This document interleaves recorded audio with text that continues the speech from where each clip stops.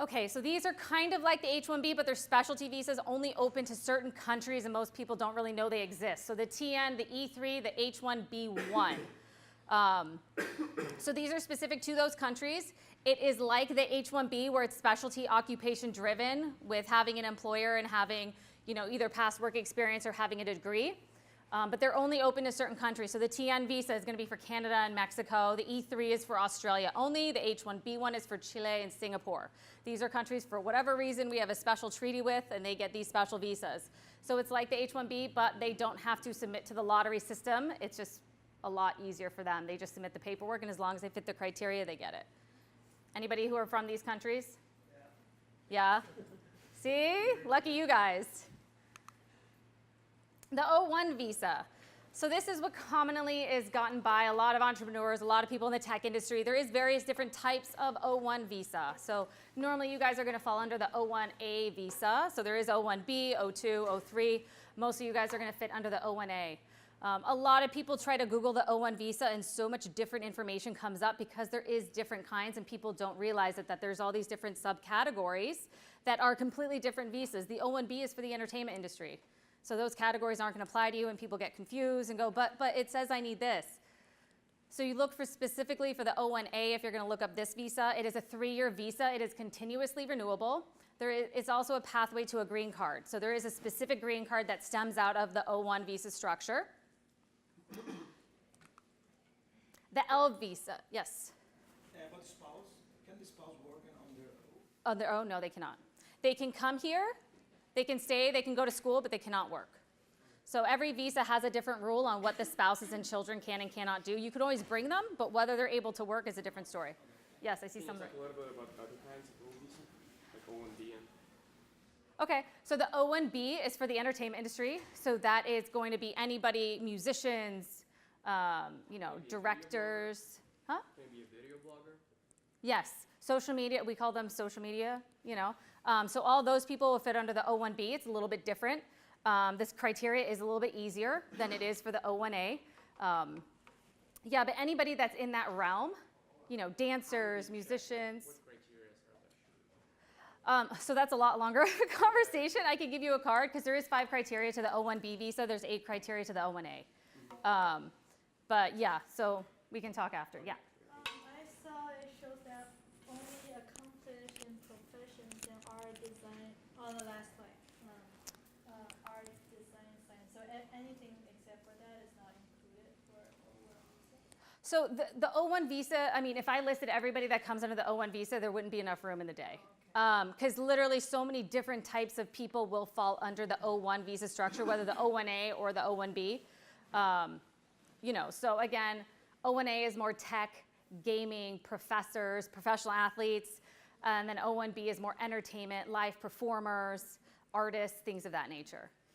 So it's super, super broad in who can and come out. And some people can do either, kind of like graphic designers. Some people kind of are on the balance between the two. Oh, wait, okay. The L visa. So this is the intra-company transferee visa. If you're working for a company outside of the US for more than a year, then they can transfer you to their American branch or their American office, whichever it may be. So this would be done by them. It has to be sponsored by the employer. E2 visa. This is only available to specific countries that have a visa with the United States. So some countries can do this visa, some countries can't. It's an investment visa, but less than the EB-5. So this one is a minimum $100,000 at-risk investment into a company into the United States for you to be able to get this visa. What about spouse? Spouse can work on this one. Yeah, it's all about work authorization. L1, spouses can work. E2, spouses can work. Obviously, you have to submit the paperwork, but. The L1 they can work. Yes. Yeah. Can you please tell the rough timeline for the O1 and the E2? How long it takes, like from the day you sign up with us, like I want to do this visa, to getting a response from the government? Just say you have all those things you need for O1, just the legal part of it, or the. Okay. So with the O1, the day you come to us and we say, these are the documents we need, right? We give you a piece of paper that says, here's the 1,000 documents. I'm kidding. It's more like 50 documents we need. It takes about 4 to 6 months to get a response from the government. So the actual waiting period for the government with the O visa is really, right now it's about 8 weeks once we actually submit it to the US government. Other visas take a lot longer. You also have the option with certain visas to do what's called premium processing, which means you get a response within 15 days from the government. That's not open for every different type of visa. So if you are in a rush, you might want to look for one of the visas that is an actual option, because it's not. Rough legal cost, brackets. Oh my God, so different. So different depending on what you're doing, depending on the title. So yeah, and that's a whole different conversation. Yeah. L1? No problem. Anything else? No? Yeah. Question. So, what's the difference if you're having one of these visas or you have a B1, B2 visa? If you have a B1, B2, can you just like go out of the country and come back? Go out of the country? And then at some point they catch you and then they bar you from ever coming back.